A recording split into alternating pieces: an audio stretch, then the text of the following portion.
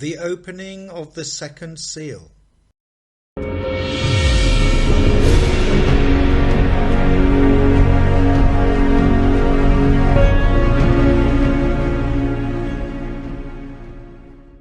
When the Lamb opened the second seal, I heard the second living creature say, "Come."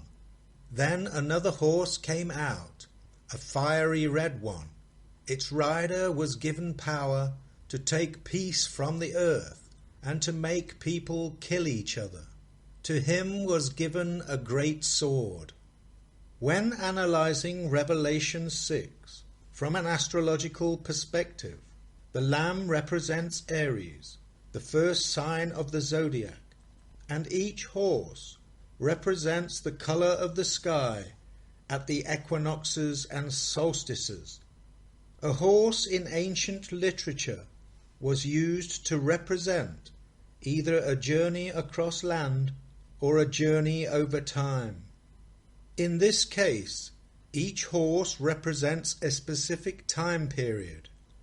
The color of the horse symbolizes the destination, and the rider's accessories offer clues as to the starting point of his journey. I watched as the Lamb opened the first of the 7 seals. Then I heard one of the 4 living creatures say, in a voice like thunder, "Come." I looked, and there before me was a white horse. Its rider held a bow, and he was given a crown, and he rode out as a conqueror bent on conquest. The white horse represents the color of the sky at its brightest.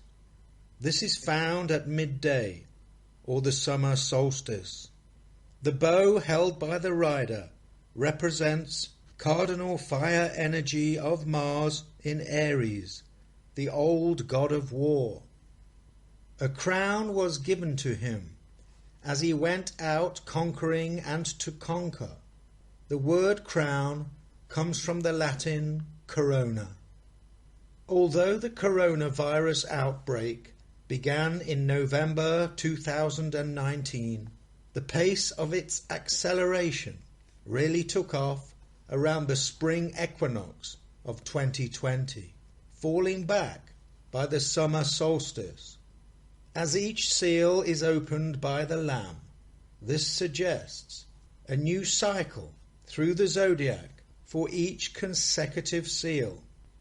When the Lamb opened the second seal, I heard the second living creature say, "Come."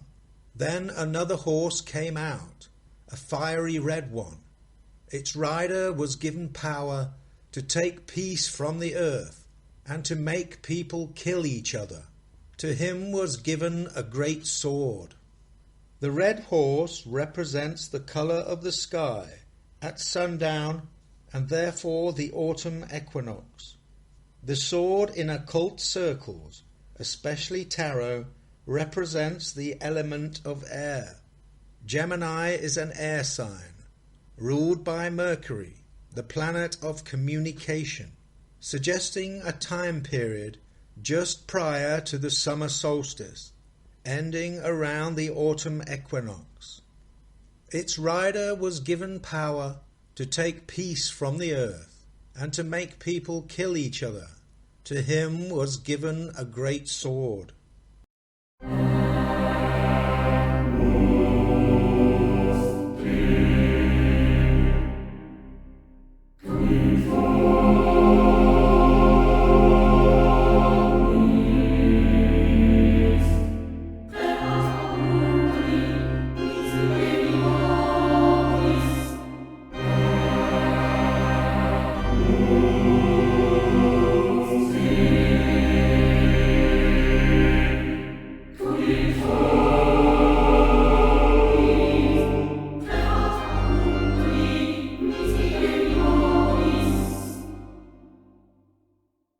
After this period, the third seal suggests a shortage of food, followed by the fourth seal, suggesting widespread death from famine and plagues. When the Lamb opened the third seal, I heard the living creature say, "Come." I looked, and there before me was a black horse. Its rider was holding a pair of scales in his hand. Then I heard what sounded like a voice among the 4 living creatures, saying, 2 pounds of wheat for a day's wages, and 6 pounds of barley for a day's wages, and do not damage the oil and the wine. When the Lamb opened the 4th seal, I heard the voice of the 4th living creature say, Come. I looked, and there before me was a pale horse. Its rider was named Death, and Hades was following close behind him. They were given power over 1/4 of the earth to kill by sword, famine, and plague, and by the wild beasts of the earth. Is it the case that the global cabal, a clique of wealthy individuals, are using biblical prophecy as a blueprint for their future business plans and aspirations? The dragon stood on the shore of the sea, and I saw a beast coming out of the sea. It had 10 horns and 7 heads, with 10 crowns on its horns, and on each head a blasphemous name. The beast I saw resembled a leopard, but had feet like those of a bear, and a mouth like that of a lion. The dragon gave the beast his power and his throne of great authority.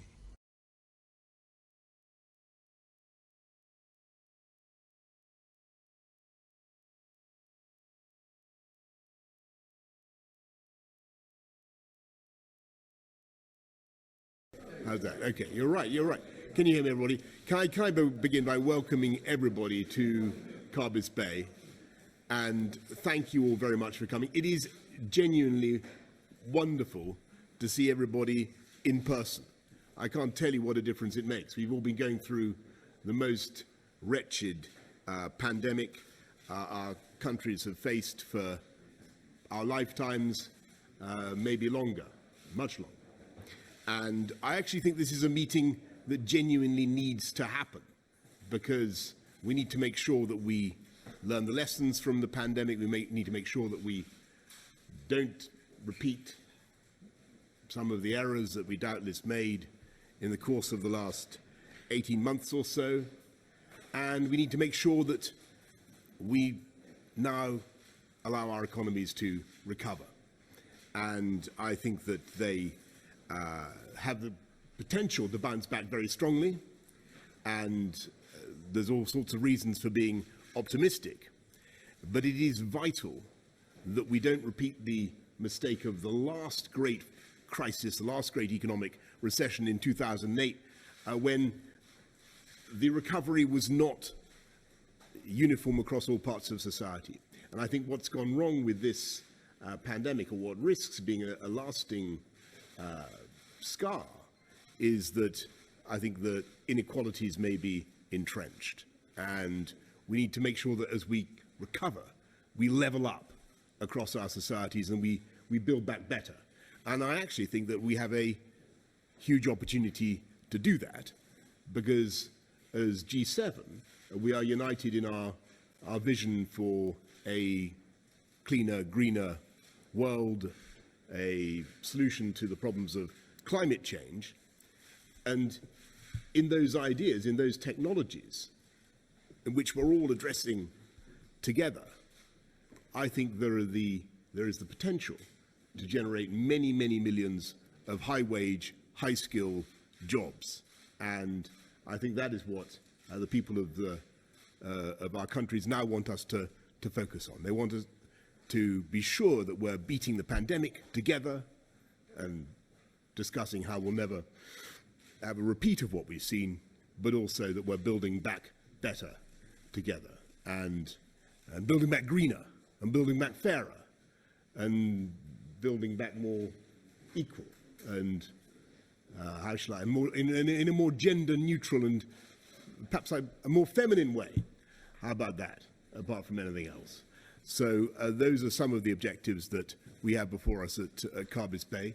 Thank you all very, very much. I'm now going to ask our friends from the media very, very kindly to leave us to our deliberations, which by tradition, this is meant to be a fireside chat between the great democracies of the world.